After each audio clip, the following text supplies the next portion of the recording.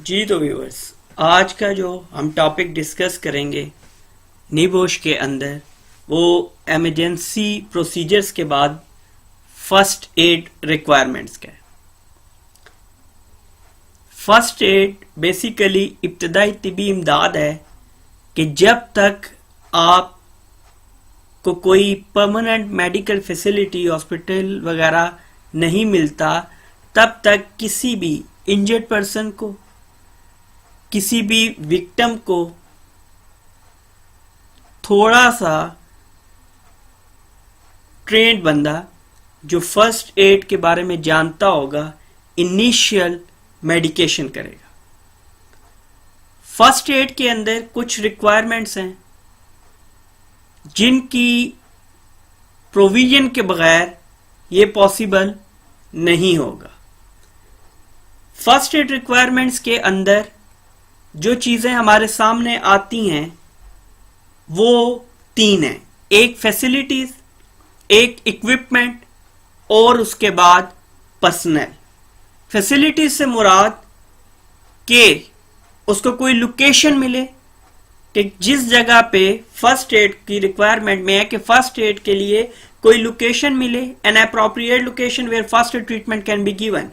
और ये परमानेंट भी हो सकती है और टेम्पररी भी। परमानेंट क्या है कि आपने फर्स्ट एड रूम बना दिया है और वो हमेशा फर्स्ट एड रूम ही है। और अब ऐसा भी होता है कि आप mobile first aid room, for example आपने एक एरिया को, एक रूम को डेजिग्नेट कर दिया है कि at the time of emergency और एनी क्रिटिकल सिचुएशन हम इसको कन्वर्ट कर लेंगे फर्स्ट एड के तौर पे, कि फर्स्ट एड रूम के तौर पे।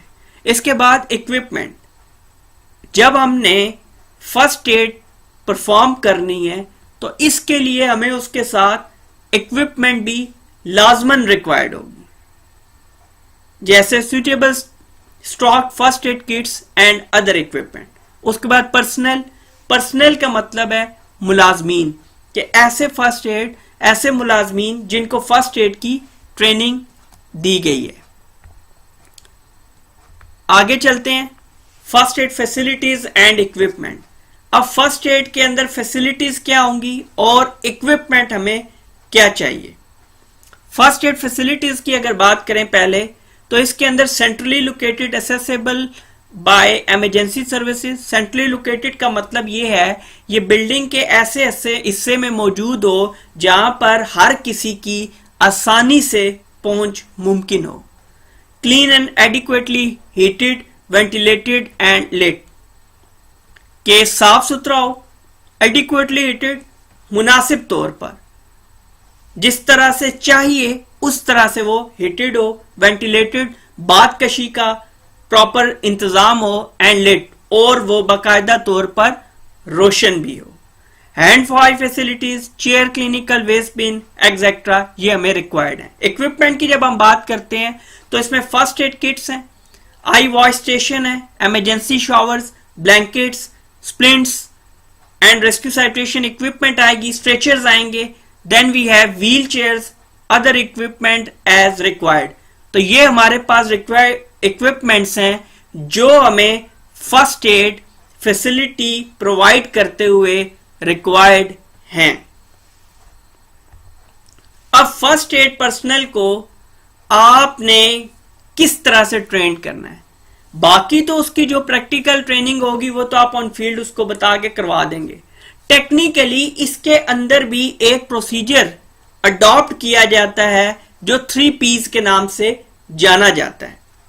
The basic principle of first aid is to keep the injured person alive until professional medical assistance arrive. पहला बुनियादी मकसद फर्स्ट एड पर्सनल का यह है कि वो विक्टिम की, जो बंदा अफेक्टिव है उसकी वजह से, इंजरी की वजह से, किसी एक्सीडेंट की वजह से, तो उसकी जान बचाना इसकी पहली जिम्मेदारी है। 3 P's में P प्रिजर्व लाइफ, सबसे पहले जिंदगी बचाए, प्रिवेंट डिटोरेशन, फिर उसकी हालत बदतर होने से बचाए, और थर्ड प्रमोट रिकवरी, और ऐसी सूरत में वो रिकवरी प्रमोट करे। इसी तरह 3 B's भी इसके अंदर इन्वॉल्व होंगे, जैसे ब्रीदिंग, सबसे पहले उसके सांस का ख्याल रखें कि उसका सांस आ रहा है, उसके बाद B फॉर ब्लड, कि उसका खून जो बहना है वो रुक चुका है, ताकि उसको खून ज्यादा बह जाने की वजह से कोई अमवात वाकया ना हो जाए। देन आपके पास थर्ड पी आता है वहां पे, बोन्स। उसके बाद आप हड्डियों की जानिब जाएंगे। मतलब ये हुआ कि सबसे पहले उसकी जिंदगी महफूज करना, उसके बाद उसकी हालत बदतर होने से रोकना, और लास्ट में हम फिर प्रमोट रिकवरी की तरफ जाएंगे जब उसकी हालत खतरे से बाहर होगी। And to treat minor ailments that require no further medical help. और कुछ ऐसी चीजें भी आएंगी जिनमें मजीद मेडिकल हेल्प हमें रिक्वायर्ड नहीं होगी। वो छोटी मोटी आपकी कोई बैंडेज है, आपकी छोटा मोटा कट है, तो ऐसी सूरत में फिर आपको कहीं दफा फर्स्ट एड के बाद डिटेल मेडिकेशन की जरूरत नहीं रहती। ग्रुप एक्सरसाइज है जी, जो आप मेरे साथ चलते हुए परफॉर्म करते आ रहे हैं, लेकिन आपने इसको लाजमन रिटन फॉर्म में करने के बाद मुझे या तो व्हाट्सएप कीजिए या मुझे ईमेल कीजिए। ग्रुप एक्सरसाइज है क्या? Discuss the issues that you would need to consider to decide the level of first aid cover in your workplace। कि आपकी वर्क प्लेस में जो फर्स्ट एड कवर करेगी तो उसमें आप डिसाइड करें कि आपको क्या क्या इश्यूज हैं उन ज़रूरियात को पूरा करने के लिए, कि आप किस तरह से उस लेवल को मीट कर सकते हैं और अपनी रिक्वायरमेंट, अपनी फैसिलिटी, अपनी ये तमाम तर अरेंजमेंट्स कैसे करेंगे। नेक्स्ट जी, फर्स्ट एड पर्सनल, क्योंकि यहां पे लोगों की जान का मामला है, उनकी सेहत का मामला है, तो ऐसी सूरत में जो स्टाफ होगा, जो फर्स्ट एड स्टाफ होगा, वो कॉम्पिटेंट होना बहुत ज्यादा लाजमी है। फर्स्ट एड पर्सनल में ट्रेन्ड पर्सनल आएंगे, अपॉइंटेड पर्सन नो और बेसिक ट्रेनिंग ओनली, के बुनियादी तौर पर कुछ ऐसे लोग होंगे जिनको बुनियादी ट्रेनिंग दे के छोड़ दिया जाएगा, और दूसरे emergency first adder and first aiders full EFW और FW ट्रेनिंग। ये क्या होता है कि या तो आप लोकेशन को देखते हुए देखते हैं कि आया अगर हॉस्पिटल्स बहुत ज्यादा दूर हैं तो ऐसी सूरत में आप फुल इमरजेंसी फर्स्ट एडर को इन्वॉल्व करते हैं, जो बाकायदा तौर पर मेडिकेशन करके माइनर ऑपरेशन करने की भी, माइनर से मुराद बहुत कम, जिसमें आपकी ज्यादा बड़ी जो है इक्विपमेंट्स यूज ना हो, तो वो उनको बुरेकार लाते हुए उन इमरजेंसी को जो है वो ओवरकम कर सकता है, उस फर्स्ट एड को हैंडल कर सके। कवरेज विल डिपेंड ऑन, अब ये फर्स्ट एडर होंगे कितने, फैसिलिटी कितनी होगी, इक्विपमेंट कितना होगा, ये डिपेंड करता है इन फैक्टर्स के ऊपर। वो फैक्टर्स क्या हैं? The general risk level of the work place में रिस्क लेवल कितना है, हाई है, मीडियम है, लो है। अब आपको पता है यहाँ पे 15 दिनों में 10 दिनों में इम्कान है एक इंजरी का, तो आप वहां पे मेडिकल कैंप पूरा लगा के नहीं बैठ सकते। The hazards present in the work place, accident history, vulnerable persons कितने हैं, डिसेबल वर्कर, लोन वर्कर, ये लोग कितने हैं और जो इंजर्ड हो सकते हैं। The number of workers, work pattern and shift system, work place location, size and spread of the work place, कि वर्क प्लेस आपका फैला हुआ कितना है। अब जी ग्रुप एक्सरसाइज एक और आ गई है। What factors would you consider when selecting individuals to be first aider, कि आप एक बंदे के अंदर, एक पर्सनल, एक मुलाजिम के अंदर जब उसको फर्स्ट एडर की जिम्मेदारी दे रहे हैं तो उसके अंदर क्या क्या चीजें मौजूद होनी चाहिए जिनके बलबूते पे हम उसको फर्स्ट एडर के तौर पर अपॉइंट कर सकें।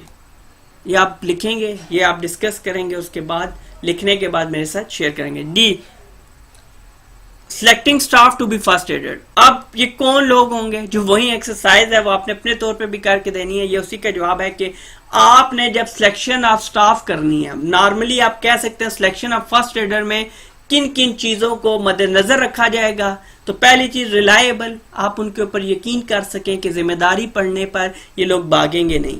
काम, पुरसकून, कि वो खुद ही उसकी हालत गैर ना हो जाए। Good communication skill, aware of own limitations end of the training, उसको पता हो कि मैं कितना परफॉर्म कर सकता हूं और जो मैंने ट्रेनिंग हासिल की है इसका मुझे क्या फायदा है।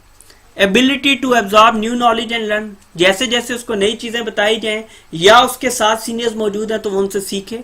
Ability to cope with stressful situation, ऐसी सिचुएशन जो आपको स्ट्रेस, ज़हनी तनाव, दबाव का शिकार करे तो उसको हैंडल करना, कॉप विद, उसको हैंडल करना, उसको मनोवर करना, उसको आपको जो है वो उसके अंदर सलाहियत हो कि वो ऐसी सूरत हाल से अच्छे तरीके से निकल सके।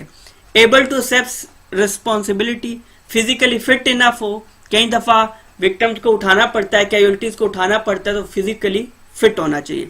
Consideration of the need for first aiders considering gender, ethnicity and religious conviction.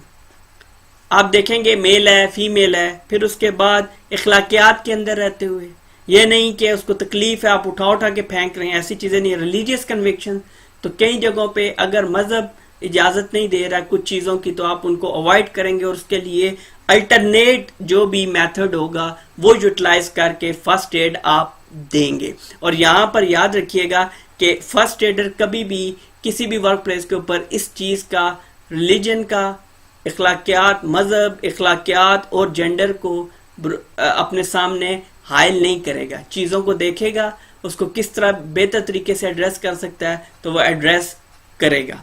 Must be able to release from normal duties to attend an incident. लाजमी बात है जब आपने उसको अपॉइंट किया फर्स्ट एडर तो ऐसी सूरत में आप जब कोई भी इंसिडेंट होगा, एक्सीडेंट होगा, तो ऐसी सूरत में आप उसको जनरल ड्यूटी से रिलीज कर देंगे ताकि वो ये अपनी additional duty as a first aider properly perform कर सके। ये था जी आज का हमारा लेक्चर फर्स्ट एड के ऊपर, और ये इस एलिमेंट का आखिरी टॉपिक था जो डिस्कस किया है। इंशाअल्लाह ताला बहुत जल्द आपसे चौथे एलिमेंट के लेक्चर में मुलाकात होती है। तब तक के लिए अल्लाह हाफिज।